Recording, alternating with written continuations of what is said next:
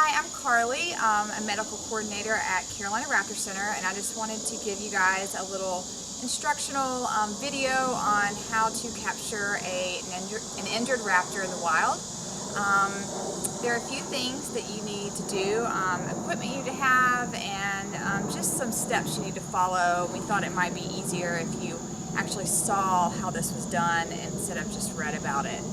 So we get a lot of calls from all over the surrounding counties, and we're not able to actually get our volunteers out to every spot. So very commonly we ask people to help us, just by containing the bird and getting it in a box, and then it kind of helps the process of getting it to us. And I know that can be sort of overwhelming for some people, so it's actually easier than you think, and we just wanted to show you how to do it. So there's a few things you need. We recommend having some work gloves if you have any, and I realize that not everyone goes around, with their welding gloves, but even just having some basic gardening gloves could help protect your hands from the birds. Also helpful to have a towel. That will help you when you're containing the bird, and then also a box, and it can be any kind of box. This is more of a transport box, but if you have a cardboard box. We've had people bring in birds almost in anything, laundry hampers, dog kennels.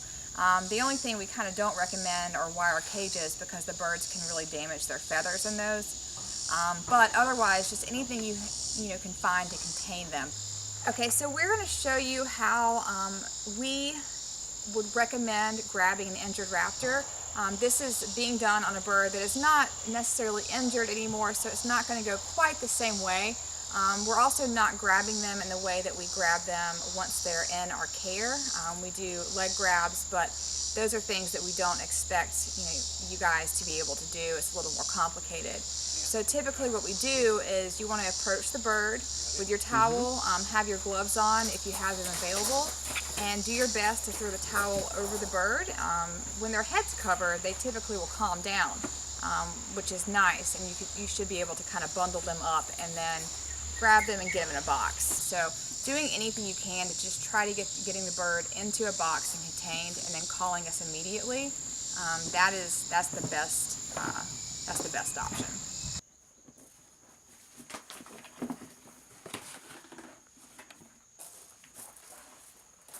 So once you have the bird contained and in a box, you want to give us a call back.